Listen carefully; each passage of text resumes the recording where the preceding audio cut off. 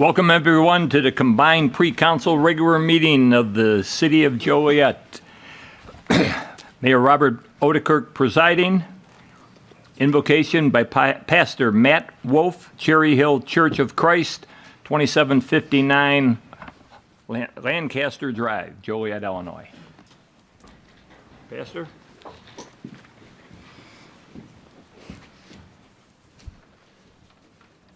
If you bow with me in prayer. Lord, it's an incredible privilege to be here tonight, calling on you through prayer. Pray that you bless the men and women here in this community. Be with the leaders in Joliet as they strive to make a positive impact for everyone. Thank you, Father, for the abundance of blessings you have bestowed upon us. The mere fact that we are here tonight means that you have blessed us with reliable transportation, physical health, and a forum in which to discuss specific issues. Thank you for giving us the ability to choose whether or not to embrace you. Thank you for your unconditional love, knowing that we are sinners who often fall short in your kingdom. Your grace and mercy continues to cover our iniquities, and for that we are grateful. The Apostle Paul tells us in the 13th chapter of Romans that everyone is subject to the governing authorities, and the authorities that exist have been established by you, God. So let us respect that. As the new year is upon us, I pray for the mayor, all the city officials, council members, that they may have a renewed desire to do the next right thing. I pray that you give them wisdom and discernment to promote order and justice in this community. Pray that you instill in them a loving spirit, even when disagreement occurs. And I pray that they find peace from within and from without. Finally, Lord, we pray that tonight's agenda pleases you and everyone here works in concert for the benefit of the people whom they represent. In your blessed and awesome name we pray. Amen. Amen. Now for the pledge. I pledge allegiance to the flag of the United States of America and to the republic for which it stands, one nation, under God, indivisible, with liberty and justice for all.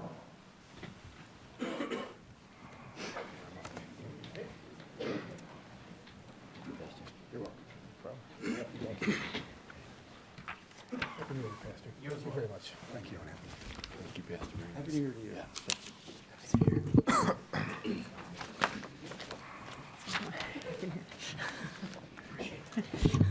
you. We'll begin with roll call. Mayor Odekirk. Here. Councilwoman Hernandez Brewer. Here. Councilwoman Gavin. Here. Councilman Girl. Here.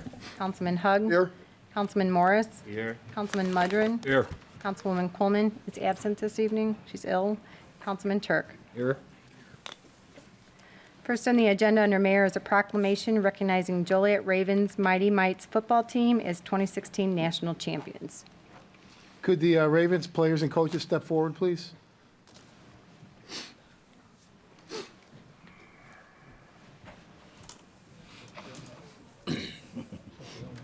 Yeah. Thanks, Coach. This is awesome. This is awesome. I want a jacket. Can I get a jacket? I like those. Yeah, look at you. Wow.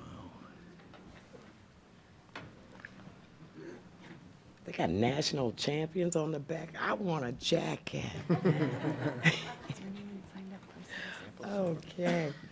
It is indeed my pleasure to be able to read to you this proclamation handed down by the mayor and the council members. You know, we count it a joy, and we expect a lot from you, and we're excited about your future. So, proclamation. Whereas the Joliet Ravens football program was started in 2011, and from the beginning, they enjoyed a strong history of success in the River Valley Youth Football Conference and the Chicagoland United Football League. The organization is led by its president, Jesse Palomar, who is also the Mighty Mite head coach.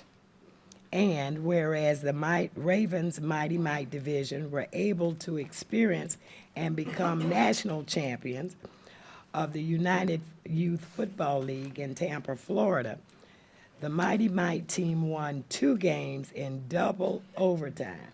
Oh, wow. To advance to the championship game. Also, the junior Pee Wee and the 12 and under division joined them at the national tournament and brought home success with being named national second place and third place winners. And whereas the Joliet Ravens organization teaches, promotes, and inspires our youth with principles of good sportsmanship, physical fitness, teamwork, respect for others, fellowship, and fair play. The Ravens program simulates our youth interest in sports with proper supervision and teaches fundamentals of the football while providing constructive use of their leisure time. Now, therefore, I, Robert Odekirk, the mayor of the city of Joliet, on behalf of the Joliet City Council, do hereby congratulate the Mighty Mites on their national championship and the junior Pee Wees and 12 under division for their second and third places in the tournament, as well as for all the outstanding work of this organization does to provide our youth with a balance between academics and athletics, with a focus on healthy competition and fitness. As of January 3rd, 2017, signed by Mayor Robert Odekirk. You guys are just amazing. And you take our city of champions 3 notches higher. So we are so excited for what you do and the coaches for what you do. And of course, for all you proud parents back there that just look like glam night. That's we salute you.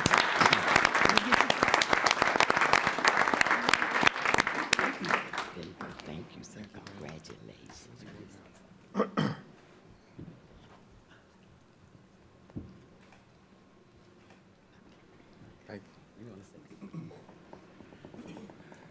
I just want to say thank you for having us out tonight. These kids put a lot of work in, balancing from school and being on the football field, and they work very hard to get where they're at. The whole program strives to do well, do good for Joliet, and I believe this is the first national championship we've had at youth level, so that's very big for them. They were actually Super Bowl champs last year, so they've been striving every year doing better, and we thank you for having us out, and we hope to work with you in the future. But thank you very much, Mayor, and all the children say thank you much. Good job, guys. Thank you. Thank you. Good job.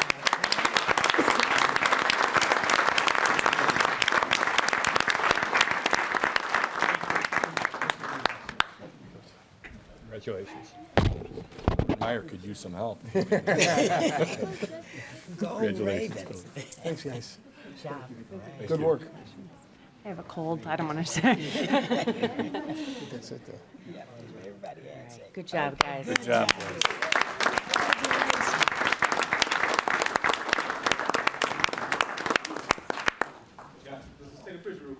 Oh, sure. Come back. Gotta get a picture with the mayor. Overrated. Want me to move that? Oh, he said he's got to get in front of me. That's our next mayor. That's our right. next mayor. All right, spread out, everybody, so I can see everybody's face. You can move. Thank you. You want us to get closer? We'll get closer. All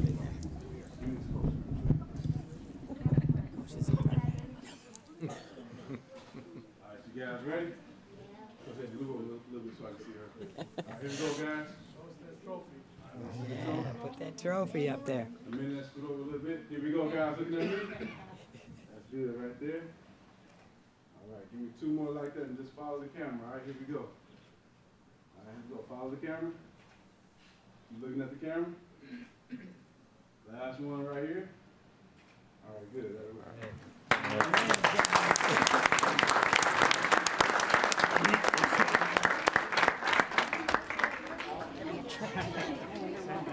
Maybe it keeps people's eyes open. I have to look that up. That's great. Under 109. Right. I was the one.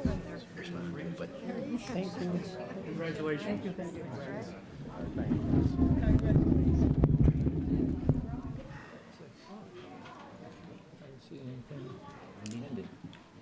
Starts at 5? Early for me. Yeah. Yeah.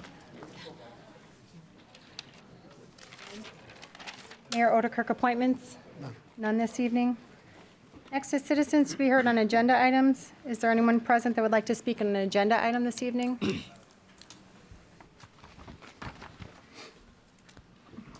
Excuse me, Mr. Dallinger. If you'd like to wait, we do have a public hearing later for the TIF.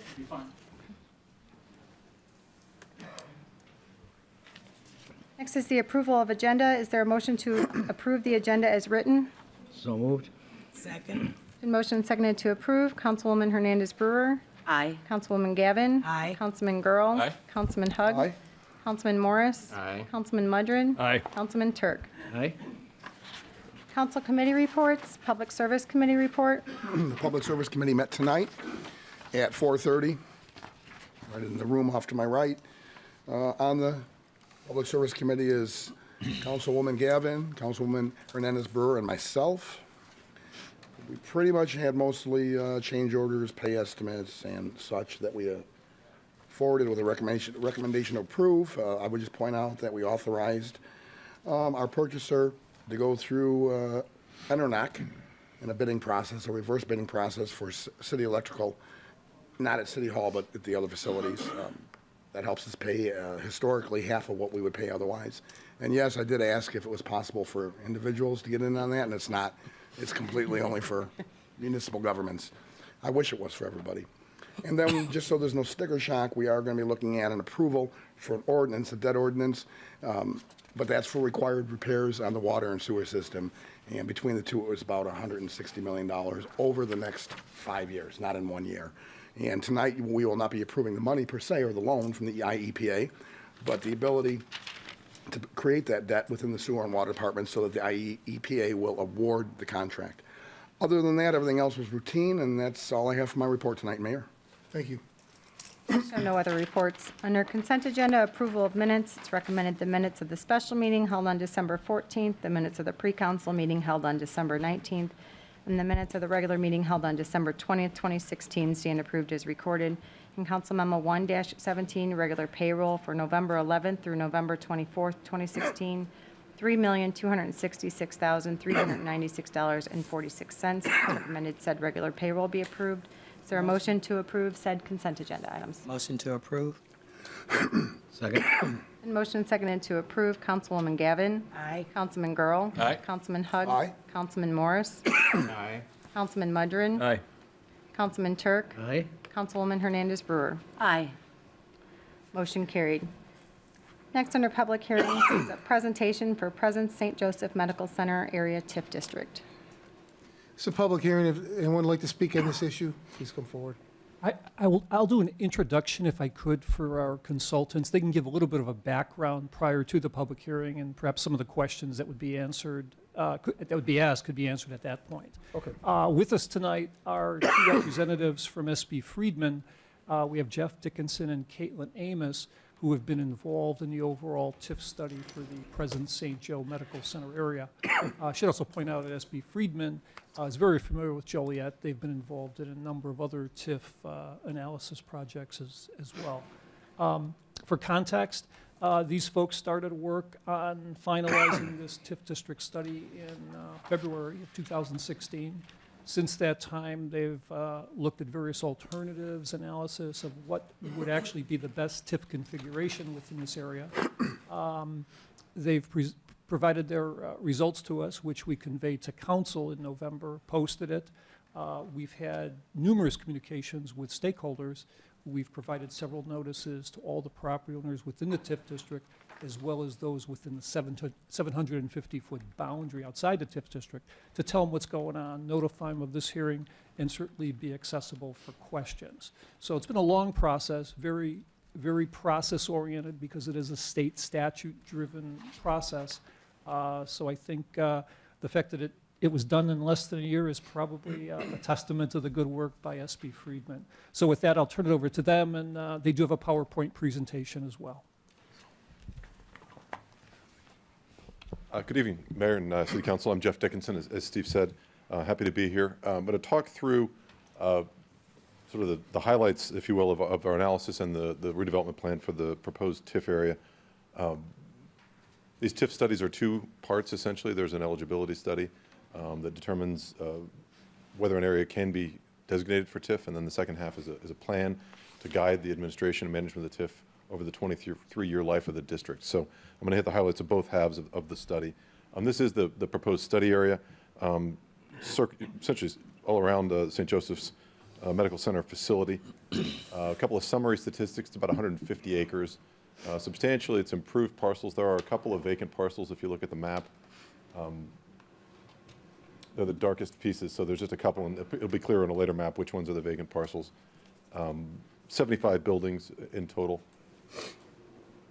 Just briefly on our methodology, the way we come to make a conclusion and a recommendation to you tonight, we do take the homework portion of this job very seriously. We looked at every single building.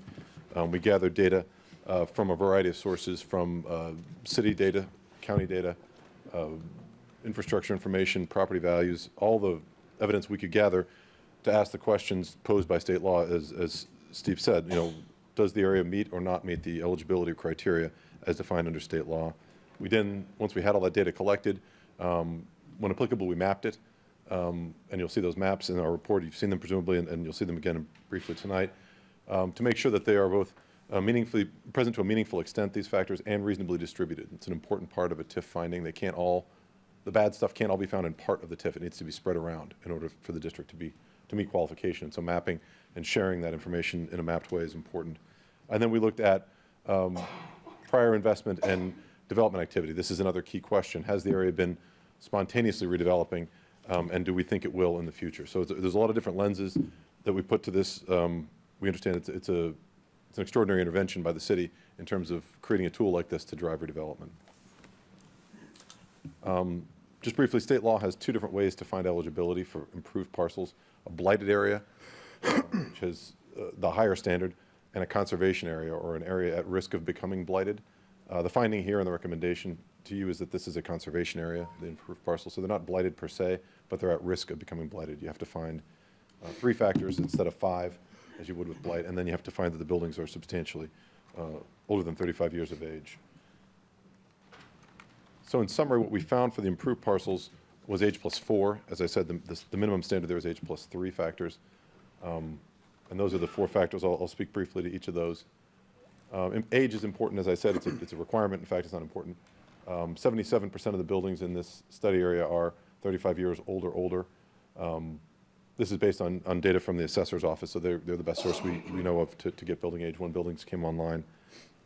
So it's comfortably, it's an older area, and therefore may need to be, the city may need to be involved through a TIF district in redevelopment. Lack of growth in EAV is it's a little bit complicated, but I think it's the most important factor, so I'm going to spend a little time on this one in particular. There are 3 different ways you can find this factor.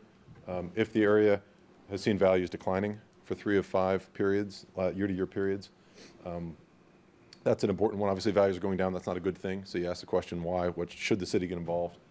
For 5 of the last 5 year-to-year periods, we've had declines here.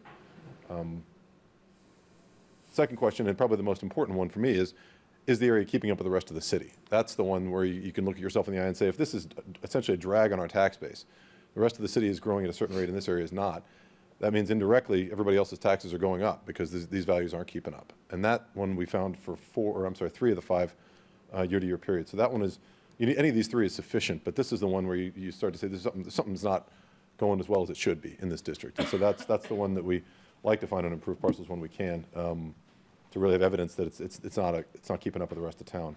And then is the area keeping up with the consumer price index? Obviously, CPI is the indication of, generally the costs of life are going up every year. And so if this area is not keeping up, that's another drain or potential drag on the economy or on the city's tax condition. So you've got it 3 different ways. You only need one of them. So it's a strong EAV finding, I would say. Deterioration is the second one. About 75% of the parcels exhibited deterioration. In this map, you can see the vacant parcels. I think it's actually 4, but it looks like 3 very dark pieces. And this was, every parcel did not have deterioration, as I said, 74%. But these are, again, things beyond normal maintenance. Coat of paint is not deterioration, but something that needs to be improved that is a sort of a capital improvement. And that can be to the surface, like parking lots, sidewalks, streets. It could also be to the building. So this is a mix of building and surface deterioration. But we did find it to be spread around and on 75%, almost 75% of the parcel. So that's a lot of deterioration. The next one we found was parcels below code. This is not that they are in violation of the code, but that they're not up to current codes. The city is keeping their codes up, and a lot of buildings are grandfathered in, as you all, I'm sure, know from all your work. And so in this case, we work with the Building Services Department and determined that 96% of these buildings are not up to current code. I think there's a couple buildings, probably ones that Presence has fixed up, that are up to code. But, you know, again, this is not a remarkable finding, but this is a notable finding. These buildings need reinvestment, and if someone were to try to reinvest in them, they would have to get the buildings up to code. So that might produce an extraordinary cost challenge for them. So again, this is spread around and is on almost all of the properties. We also found a lack of community planning. This is a two-part finding under the state law. Number one, has the area been developed with benefit of a plan? The city doesn't have a comprehensive plan. It's got neighborhood plans, but it doesn't have a comp plan. So this area was developed without benefit of a comprehensive plan. The second question, again, the more important one for me, is would it have been done differently? Would the area develop differently with benefit of a plan?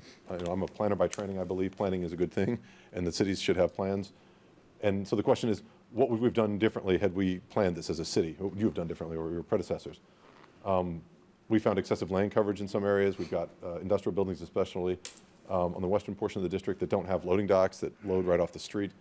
We've got inadequate parking in places, parcels that can't be developed in the shape that they're in currently. So there's a lot of things that would be done differently, I think, had this area been developed with the benefit of a plan, but it just developed. Joliet's an old city. It just happened. But, had there been a plan, had there been perfect foresight, you would have done it differently. So, again, there's a lack of community planning in here that has resulted in some adverse consequences. So those are the improved land findings, age +4. Because there is vacant land, we also had to look at the vacant findings. There's a couple different ways to get there. I won't belabor it, the different options. The way we found here was lack of growth in EAV. Again, you look at the vacant parcels only, and then adjacent deterioration. So this is a shorter story. Here we really only have lack of growth keeping up with CPI. So there's just a couple of vacant parcels. For 3 of the 5 year-to-year periods, they have not kept up with the Consumer Price Index, so that's a qualifying factor under state law. And adjacent deterioration, I mentioned we have deterioration on, I think, 74% of the parcels. So most of these parcels are up against a deteriorating parcel in one way or another. So we sort of relied on the findings from the improved study to make that second finding. So we've got the factors for vacant and improved land. Then we have to ask further questions, and these are questions to a certain extent for all of us to consider.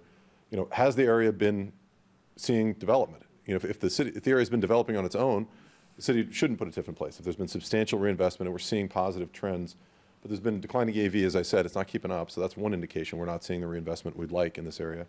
And 2, there was limited building permit activity. Again, there's been some investment specifically in the hospital facility, but as a non-tax-paying property, that doesn't really turn the tide on EAV. But the privately owned or the taxable parcels are seeing minimal building activity, and that's the concern. You say, why isn't that happening? We need to see that happening. So that's a looking back question. Looking forward, the question is, if you don't create a TIF, would you see it anyhow? Is somehow that lack of historic investment going to turn, and the conditions going to change, and people are going to start investing? We don't believe that's going to happen. That's not as much of a math problem as it is based on experience, and I think your experience and our experience in districts like this, you sometimes need a tool, and you need a tool like TIF to catalyze reinvestment. So we don't believe you're going to see, this is the but-for test, that but for the TIF, we won't see substantial reinvestment in this district. The district has to be contiguous. You've seen from the maps that it is, and the district has to be consistent with other city plans. TIF is a tool for financial support. It's not a tool for land use policy. You make land use policy through your zoning and other things. This is just a tool to implement those policies that already exist. So that's the eligibility findings. There is a plan to go along with it. The plan is pretty high level. 23 years is how long a TIF lasts. You need a plan that can be pretty flexible under that period. And so the plan identifies ways in which the city could make investments to change those conditions that I've mentioned. And that could be improvements to buildings, that could be improvements to infrastructure, site assembly, cleanup of sites, demolition. There's a lot of different things you could do to try to spur redevelopment, improvements of the public way, streetscaping, landscaping. Again, we don't know what all those things are. Those aren't the decisions I don't think that you need to be making right now. But over 23 years, you and your successors will need to think, what's the best way to spend money to change the direction of this district and protect it from becoming blighted.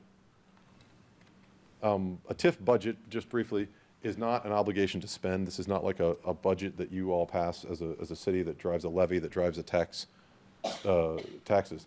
This is the most that the city can spend over the 23-year life of the TIF.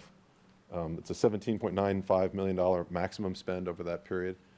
Under TIF law, if you don't have a dollar figure in for a particular line item, you can't spend TIF dollars on it. So this budget allows for spending in essentially every category allowed by state law, except affordable housing, because that's not part of the goal for this district. This is not a housing district. This is a commercial and industrial with an institution in the middle of a district. So you can't support affordable housing in this TIF, but everything else that you can do under state law, you can do with this TIF under this budget. The other important thing to note is those line item numbers, for example, the $9.75 million for building rehab, that number is fungible as long as you don't exceed your cap. So it could be $10 million if it had to be, as long as you don't go over the overall $17.95 million cap. So there's flexibility for the city as long as you have a number in there for each of these categories. They can move around. This is the future land use plan. Again, as I mentioned, this is not a land use policy document, so we've essentially included every land use that would make sense in here. It doesn't include housing because that's not the district. But again, if you don't have the land use in here, you can't use TIF to support it. So we have industrial, we have commercial, retail, institutional, community facilities, virtually anything you could want to spend TIF money on. So those decisions can be made at a future time by you about what to do, because the TIF plan doesn't constrain the land uses that can be supported with TIF dollars. Those are the highlights. Happy to take questions if you have any.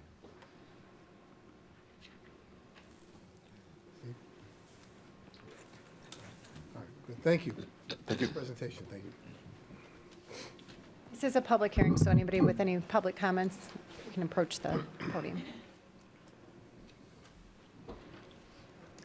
Well, good evening, Mayor, members of the council, and Happy New Year to everyone. I'm Ed Dollinger. I reside at 604 Timberline Drive here in Joliet, and I'm the current chairman of the board of President St. Joseph Medical Center. After that presentation, Steve, thank you very much. I probably don't have to say a whole lot, but I really want to comment on a couple things, just talk about a little bit of highlights of a hospital and the economic impact that we have to our community here, and then also why we are supporting this TIF proposal. Here with me this evening is Lisa Lager. She's a longtime a person at our hospital. She's done a lot of the heavy lifting on this proposal and working with the consultants and Steve and the staff here at the city. So I want to thank her for all her support. But first of all, I'm very honored to be here this evening representing our founding sisters, the Franciscan Sisters of Sacred Heart, our Community Leadership Board, our Auxiliary Board, our Foundation Board, over 2,300 associates that work at the hospital, and over 700 physicians that we partner with at the hospital who serve our patients every day, and over 400 volunteers that volunteer at our hospital. President St. Joseph Medical Center has thrived at its current location for over 50 years. Before that, St. Joe's was on Broadway Street for about 100 years, and then back in 1964 moved to its current location. Today, St. Joe's cares for 1 in 3 Will County residents. We are home to nationally acclaimed cardiovascular, neuroscience, and cancer programs, and to one of the busiest emergency departments in the state of Illinois, receiving an average of over 70,000 visits per year in our emergency room. Just last month, St. Joe's was recognized by the American Nurses Credentialing Center with a magnet designation. This is the highest and most prestigious distinction a healthcare organization can receive for nursing excellence and high-quality patient care. Just 7% of the hospitals in the nation have achieved such recognition. Our nationally acclaimed programs attract nearly 100 patients a month from outside the Will County area. These patients are transferred here to our hospital and are served, and they come here because they cannot receive services in their own community. So as a result, our city of Joliet has really become a destination for quality health care. And that means thousands of people visiting our city each year. Over the last decade, St. Joe's has invested nearly $500 million into its campus, in its new patient tower, medical office building, parking, its newly renovated emergency department, and technology. Unfortunately, despite our efforts to maintain an inviting and leading-edge campus, that world-class image cannot be is a little hard to imagine in our neighborhood, speckled with vacant buildings, tired facades, inappropriate signage, and a lack of planned development. Jefferson Street corridor is one of our most significant gateways into our city. We need to do better. The hospital has worked hard to grow, and we would welcome the opportunity to work with the city, area businesses, and developers to attract more businesses around the hospital. We're one of the largest private employers in Will County, employing over 2,300 associates who earn a very competitive wage and benefits. We support over 4,700 ancillary jobs in other sectors in our local economy. Recent data indicates money spent by St. Joe's generates nearly $480 million for the local and state economy. The money earned by our associates generates over $373 million in local spending power. The hospital contributed $36 million last year to improve the health of our community. Needless to say, we are a huge economic engine in our community. So with the right incentives and a strong, successful neighbor like the hospital, the area is full of development potential. Without incentives, it's easier to go out to greenfield sites and build. So as board chair, obviously I'm very proud of my hospital, but even more importantly, as a fourth generation Will County resident, I feel very fortunate to have such excellent health care in our community. So on behalf of all of us here at St. Joe's, thank you for your continued support for our mission, and thank you for supporting this proposal. And if I may, I did have a one-page handout on some of the stats that I provided you to share with you, if I may approach. And Thank you. Thank you. so again, thank you for your leadership and your time. Thank you.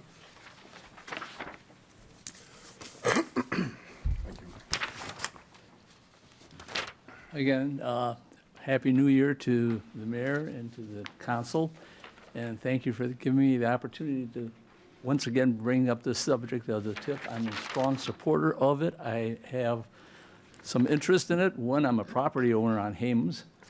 And secondly, I was on the medical staff at St. Joe's Hospital. I served as the president of the medical staff in the past. I've been on the divisional board of the hospital as their vice chair. I'm currently on the foundation board, so I've worn many different hats, and I have strong interest in both as a property owner and as a past member of the medical staff at St. Joe's. Let me just say this about St. Joe's as a member of the medical staff. We have a fantastic hospital. When I came to this community in 1975, we had 100 doctors on the medical staff at St. Joe's, and probably no more than 3 to 4 specialties in the whole city. Currently, as Mr. Dollinger said, we have close to 700 physicians on the staff, and we have practically a whole, we have all the specialties that you need. You really don't need to go to Chicago. I can tell you that I had been sick 2 years ago, and I was hospitalized at St. Joe's and got superior care. I had to be transferred up to Chicago to Northwestern and over to the Chicago rehab. But let me tell you, even there, they were surprised at the care that I received at St. Joe's by our people. They said, I got superior care. I wouldn't be here today. So the talent that we have in this community is strong. We have good physicians here. And this is a credit because we get people that come from other areas that Mr. Dollinger just said. We get transfers all the time because of the care. We don't want to lose that. And I can tell you that from the medical staff point of view, we're very proud of our hospital. Even though we're part of the President's healthcare system, we regard ourselves as the flagship hospital for that system there. We're probably one of the best out of, I guess, about 13 or 14 hospitals that are in the system there. So there's something to be proud of in that. And we don't want to lose that recognition that we have. And as Mr. Dollinger said, we've gotten a lot of awards for that, and we want to sustain this. Now, it's important for the hospital to have a climate where people who come in there feel secure, and their loved ones who visit them feel secure. And that's what we're here for, is to improve the area so that we remain a referral system for the whole area. We can become the Lutheran General hospital or Christ Hospital. And that's what we're striving for. And we want to make sure that we continue to have an area that is secure. We do have 2 schools, grade school and a high school there, and we want to make sure that those children are safe because of the area. And we have a fear that it's becoming blighted, and that will affect the security of the entire area, and we don't want to see that happen. And this was once a prime area for real estate, and it has deteriorated. Now, as I said, as a physician, we're proud of the hospital. We want to sustain that, and we ask for your support in that direction. And as a property owner, I have a building, and the value of that building over the last 6 years has deteriorated by 40%. And it's up on the market to be sold, but I can't find anyone. If you drive around the area there are numerous buildings there which have vacancies in them, and there are numerous buildings that are up for sale, and there's no bites. There's just a few that have moved, and this is not healthy. And we have to do something to make it more appealing so that people come into the area. It's a prime area, and we don't want to lose it. This is good for the west side of Joliet and good for the city. Obviously, if we all start closing down, which we have, it's going to affect the city. It's going to affect the economic base there. I was talking to a couple of the property owners today. They want a reassessment of their properties because they feel they're paying too much taxes and for the location. So we have to do something in order to make it more appealing. And we can't afford to wait too long because it's only going to get worse and it's going to be harder to rehab. Yeah. So it's a revival. And every city goes through periods of revival. Every area of a city sometimes goes through it. And it's incumbent upon all of us to work together to make sure that this doesn't happen to our town to become blighted, that we resuscitate it quickly enough to make it appealing, that people want to come there. People who are sick want to come into the hospital. Their guests or visitors want to feel safe, and there's something to do around there while they're visiting their family members or friends. We have to change the atmosphere around the whole area. As Mr. Dollinger said, Larkin and Jefferson is a corridor that people come into this town, and we need to keep it clean, uplifting, and make it conducive that people want to stay here. So I really appeal to you to really seriously consider that. I do appreciate that you have put this on your agenda and are considering it. I appreciate the consultants' survey. I think they're dead on, and I would appreciate continued support in this area. Again, thank you for the time. Thank you. Good evening, Mayor, Councilmen, Councilwomen. First of all, I want to say Happy New Year to everyone. I'm Garland Mays. For those who don't know, I'm the president of the Forest Park Neighborhood Council. I just want to come up here and say thank you all for everything you've done last year. It gives me a privilege to come up here and say that the Forest Park community is really turning corners. A lot of people may know it as the Hill. We don't refer to it as the Hill anymore. It's the Forest Park community. And we are very proud to say that within the last year, crime is down. Awareness is up in our community. People are getting more involved. And I just want to come up here and say for all those that were involved, thank you. Thank you to Joliet Police Department for stepping up. They have truly answered the call. I believe that more residents now are feeling more secure, more confident in our community. And so I take these couple minutes because I want to challenge everyone to, and I'm going to send emails out to everyone. You're more than welcome to our meetings to come, not only when you're running for office, but when you just want to stop by. Okay? So I will challenge everyone to come and get involved in our community. We are taking our community over.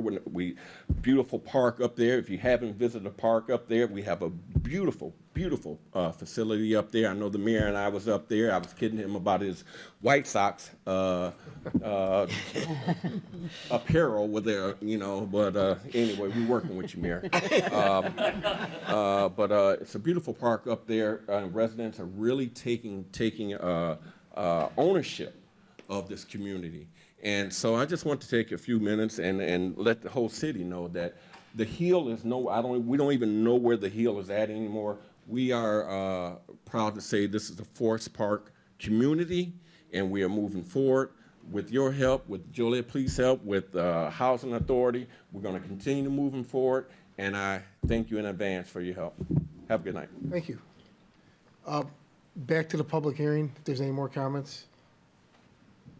Thanks, Carla. Yes, ma'am. Sure.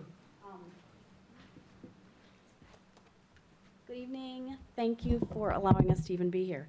I represent 121 Springfield, across from the hospital, and I'm contemplating, I'm sorry, 101 Springfield, I'm contemplating purchasing 121. How long is it before there's a decision on the TIF? Steve.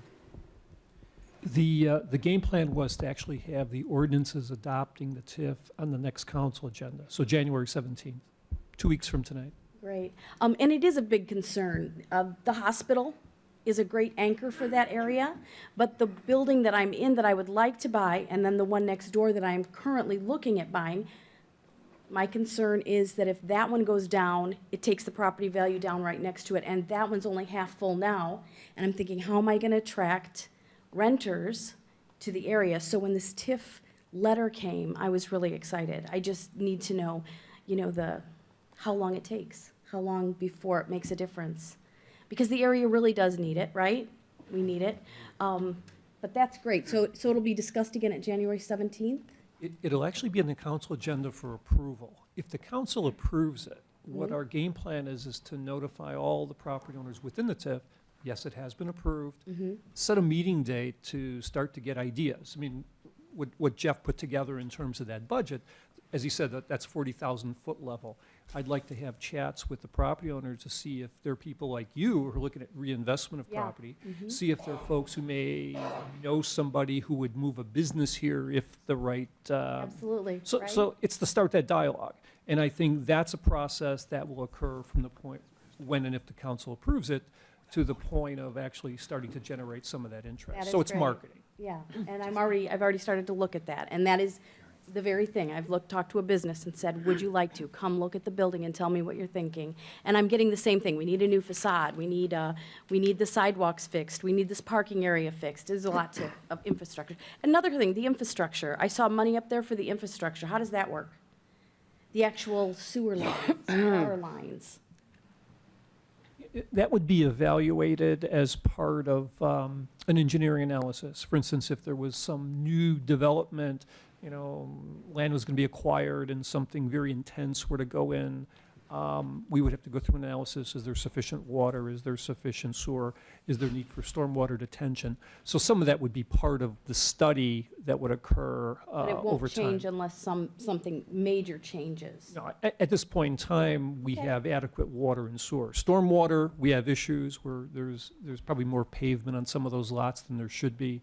But again, it's sort of a holistic approach. We evaluate it, see what some of the needs are, talk to the property owners once again, and try to find out how the city could leverage this TIF into something that will move us from where we are to where we want to be. Great. Thank you so much. Thank you, everybody. Thank you. Appreciate it. Is there anyone else that would like to speak during the public hearing regarding the TIF? Good evening. Thanks for allowing us to come. My name is Charles Legel. I recently, actually about 2 years ago, purchased a nursing and rehab center on Hames Avenue. So I represent the property at 222 Hames, and I'm very excited to hear about this opportunity. We would really love to invest in our facility. Recently, I saw a couple of items listed, signage as well as parking. It's very interesting to hear the study from the consultant that the properties there lack adequate parking, which I can attest to that. Parking along Hames is very difficult, especially at our nursing and rehab center. Recently, we went through the process of permitting and leasing land from ComEd, the right-of-way behind our building on the east side, to lease property from them and add parking spaces, approximately 30 parking spaces. So we have done that. We would love to continue to upgrade our facility, the roof, the facade, the front parking, and aesthetics of our property to make it a nice feature to the area. I know St. Joe has done a lot of work. It's a great feature for the area, an anchor, so to speak. And I just wanted to come and say that I do support this, and I look forward to working with you in the future. Thank you. Anyone else? Let the record show the public hearing is now closed. Council Memo 4-17, a resolution approving an amendment to a certain annexation agreement for Centerpoint Intermodal at Joliet subdivision. A resolution approving an amendment to a certain annexation agreement for Audubon Country Club. A resolution approving an amendment to the master development plan for Audubon Country Club. An ordinance approving a reclassification of 5.29 acres located at Audubon Parkway West from IT to I-1 zoning. It's recommended this council memo be tabled.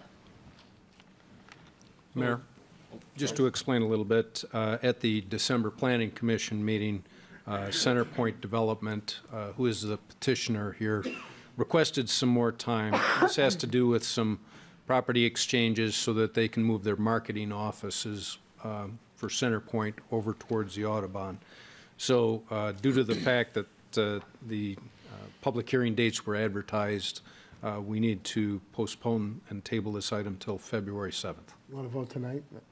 To postpone it until February 7th. So moved. Second. It's a motion and seconded to table Council Memo 4-17 to February 7th. Councilman Girl. Aye. Councilman Hug. Aye. Councilman Morris. Aye. Councilman Mudrin. Aye. Councilman Turk. Aye. Councilwoman Hernandez Brewer. Aye. Councilwoman Gavin. Aye. Motion carried. Under ordinances and resolutions, Council Memo 6-17 is an ordinance approving a vacation of a 5-foot by 132.43-foot portion of a public utility and drainage easement located between 1303 and 1305 Hosmer Street. It's recommended said ordinance be adopted. Mayor, this is basically a developer who wants to build a house for someone on two 60-foot lots that they want to join together. They've got plans for an expanded ranch, and the easement basically is between lots 13 and 14, which is exactly where they want to build this house. So staff has no opposition to this request. Mayor? Yes. So I know this is a new subdivision there, or a new block that's being redone. There's no homeowner association or anything that has a problem with the style of home, as well as it being on two lots, Jim? I'm not sure if there was any concern. Kendall, could you address that, please? Yes, there was no concern that was brought up by the homeowners association. Thank you. Is there a motion to approve Council Memo 6-17? So moved. Second. It's been motioned and seconded to approve. Councilman Hug. Aye. Councilman Morris. Aye. Councilman Mudrin. Aye. Councilman Turk. Aye. Councilwoman Hernandez Brewer. Aye. Councilwoman Gavin. Aye. Councilman Girl. Aye. Motion carried. Council Memo 7-17, an ordinance approving the revised preliminary plat of Laraway Distribution Center subdivision, an ordinance approving the final plat of Laraway Distribution Center subdivision, Unit 2, and an ordinance approving the recording plat of Laraway Distribution Center subdivision, Unit 2. It's recommended said ordinances be adopted. Mayor, to give you a little background, DHL Supply Chain is the owner of this plat, and basically this is at the northeast corner of Laraway and Rowell Road, and they're just moving the lot lines around to accommodate the development that's going on currently. There's Lot 2 contains 60 acres and has 1.5 million square foot warehouse distribution facility under construction right now, and they want to change the area of the lots for future development. Is there a motion to approve Council Memo 7-17? Motion to approve. Second. It's been motioned and seconded to approve. Councilman Morris. Aye. Councilman Mudrin. Aye. Councilman Turk. Aye. Councilwoman Hernandez Brewer. Aye. Councilwoman Gavin. Aye. Councilman Girl. Aye. Councilman Hug. Aye. Motion carried. Council Memo 8-17, an ordinance reapproving the preliminary planned unit development of Hiller Farm subdivision for an additional 3 years. It's recommended said ordinance be adopted. So moved. Second. Been motioned and seconded to approve. Councilman Mudrin. Aye. Councilman Turk. Aye. Councilwoman Hernandez Brewer. Aye. Councilwoman Gavin. Aye. Councilman Girl. Aye. Councilman Hug. Aye. Councilman Morris. Aye. Motion carried. Council Memo 9-17, an ordinance authorizing the city to borrow funds from the Illinois Environmental Protection Agency Public Water Supply Loan Program for 2017 through 2021 water main rehabilitation projects. It's recommended said ordinance be adopted. Motion to approve. Second. Mayor, this is the memo that Councilman Hug said was reviewed at committee earlier. Both this memo and the following memo specify the amounts that to IEPA that we're looking to borrow over the next 5 years in our capital improvement project. They just want to know that those are our plans because they've got certain allocations from the state as well on the lending. And so this, just so you know, each one of these projects will move forward and get separate approval from the city council at the time that they're ready to go out for bids. It's been motioned and seconded to approve Council Memo 9-17. Councilman Turk. Aye. Councilwoman Hernandez Brewer. Aye. Councilwoman Gavin. Aye. Councilman Girl. Aye. Councilman Hug. Aye. Councilman Morris. Councilman Mudrin. Aye. Motion carried. Council Memo 10-17, an ordinance authorizing the city to borrow funds from the Illinois Environmental Protection Agency Water Pollution Control Loan Program for 2017 through 2021 capital improvement projects. It's recommended said ordinance be adopted. So moved. Second. Been motioned, seconded to approve. Councilwoman Hernandez Brewer. Aye. Councilwoman Gavin. Aye. Councilman Girl. Aye. Councilman Hug. Aye. Councilman Morris. Aye. Councilman Mudrin. Aye. Councilman Turk. Aye. Motion carried. Under resolutions, Council Memo 12-17, resolution accepting a grant of easement from the County of Will for the extension of the City of Joliet's water system. It's recommended said resolution be adopted. Mayor, So- this is just part of the Laraway Road Water and Sewer Extension for the sheriff facility out there at Laraway. So moved.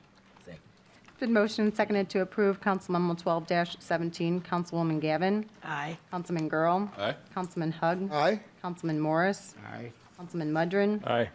Councilman Turk. Aye. Councilwoman Hernandez Brewer. Aye. Motion carried. Council Memo 13-17, a resolution approving an intergovernmental agreement with the Rialto Square Theater. It's recommended said resolution be adopted. Earlier today, I met with VenueWorks. I see John Seal and Timothy Berry are present, if the council has any questions for them. Is there a motion to approve? Sorry. No. Okay. So moved. Second. Been motioned and seconded to approve Council Memo 13-17. Councilman Girl. Aye. Councilman Hug. No. Councilman Morris. Aye. Councilman Mudrin. Aye. Councilman Turk. Aye. Councilwoman Hernandez Brewer. Aye. Councilwoman Gavin. Aye. Motion carried 6-1. Council Memo 14-17, a resolution authorizing execution of an intergovernmental agreement between the City of Joliet and South Ridgewood Sanitary District. It's recommended said resolution be adopted. Mayor, just a little background. As you know, this is one of the sewer sanitary districts that we did not have accurate billing for and accounting of measurement of the amount of water that was going into our sewer system. They've been delinquent on payments, so it took some time for the county to, under the law, they had to formally organize and appoint people to a board who then, as soon as they made a motion to turn it over to the city, dissolve themselves as a board. And so now the city will establish a method of measuring and creating accurate billing for each of the homeowners utilizing our sewer system. Question? Yes. Jim, is there any money in their account? We won't know that. Marty, I think they have 60 or 90 days yes. to turn over the accounting to us and accounting for all of their expenditures and any remaining funds. And didn't we have a second one? Yeah, just actually want to be clear, this one actually had a board. It's the other one that didn't have the board that got created, so. So this board, it was what, vacant? Well, no, the other one was vacant. Oh, okay. So there's one down, one to go. Thank you. Is there a motion to approve Council Memo 14-17? Motion to approve. Second. It's been motioned, seconded to approve. Councilman Hug. Aye. Councilman Morris. Aye. Councilman Mudrin. Aye. Councilman Turk. Aye. Councilwoman Hernandez Brewer. Aye. Councilwoman Gavin. Aye. Councilman Girl. Aye. Motion carried. Under bids and contracts, award of contracts, Council Memo 16-17, request authorization for Enernoc Inc. to conduct an electricity reverse auction. It's recommended Council Memo 16-17 be approved. So moved. Second. Been motion and seconded to approve. Councilman Morris. Aye. Councilman Mudrin. Aye. Councilman Turk. Aye. Councilwoman Hernandez Brewer. Aye. Councilwoman Gavin. Aye. Councilman Girl. Aye. Councilman Hug. Aye. Motion carried. Amendments, change orders, and payments. Council Memo 18-17 approved change order number 2 and payment number 5 and final for the Mason Avenue, Mayfield Avenue roadway improvement project. Council Memo 19-17 approve amendment number 2 to the professional services agreement for phosphorus removal planning at Aux Sable, West Side, and East Side wastewater treatment plants, and design in Aux Sable and West Side wastewater treatment plant. And Council Memo 20-17 approved change order number 2 and amendment number 1 for the Spring Street Sewer Improvements Project. It's recommended Council Memos 18-17 through 20-17 be approved. So moved. Second. The motion seconded to approve. Councilman Mudrin. Aye. Councilman Turk. Aye. Councilwoman Hernandez Brewer. Aye. Councilwoman Gavin. Aye. Councilman Girl. Aye.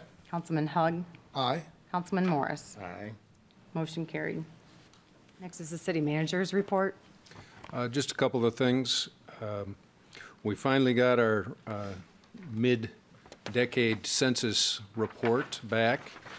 We've added 1,926 residents, bringing the city total population to 148,409. Based on estimated reductions in the population of Rockford from the Census Bureau, this makes Joliet the third largest city in the state.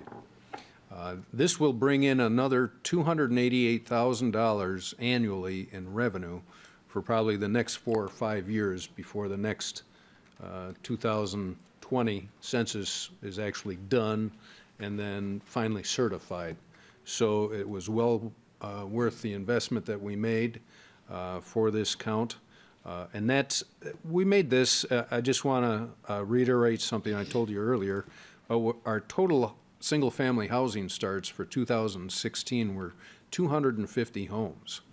And based on the last 3 years, we've seen, over 150. This increasing was part of the reason that we knew in certain areas of the community we were seeing this population increase. We'll have a press release on this out to everybody tomorrow.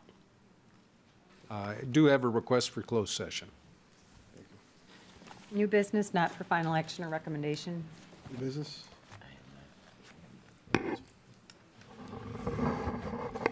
I have one item I could address. Obviously, everyone knows what happened with the Rialto Theater and their board. I have 4 appointments that are made by the mayor's office that will be voted on by the council. Because of the resignation of the board, the theater is unable to do any business currently. So I think it's imperative that we fill not only our 4 appointments, but at least one governor slot needs to get filled for the board to have a quorum to vote to do anything, include to make any payments. So at the next meeting, I will have 4 names that I'm going to present to the council for vote. Having said that, I've already received dozens of people who want to apply for this position, and I'm saying publicly, if you are interested, please contact my office or get me a resume so I can make the right choices. But it's clear that there's a lot of people in our community that want to be part of the solution to the Rialto, and certainly more than the 4 that we're allowed to appoint. So what I think I'd like to do, and I haven't discussed it really with anyone individually, but is besides the 4 appointments, to create a Rialto, like a blue ribbon panel for the Rialto Theater, of people in our community leaders to come together. One thing I've been consistent on through this entire process, and I'm going to stay consistent on, is I was never interested in a temporary solution to the problem. And we held people's feet to the fire as a council because we were not just going to write another check and send it over to the theater. Having said that, we've approved the intergovernmental agreement. We need to, I believe, continue on that road and look for a long-term solution. There are significant problems with the theater, with the finances. To be frank, I think a lot of people in the public have been misinformed about what the status of what's really happening there. I think we need to bring qualified, educated, and motivated people together in this community and work together to solve the problem. So that's probably what I'm gonna look to present both in 2 weeks, both the 4 appointments, and then maybe formalize this idea of a blue ribbon panel. So again, if there's any residents or people who are interested in being part of this, please contact my office at City Hall and let me know, and I'll do what I can to get this together in the next couple weeks. Thank you. Next is public comments.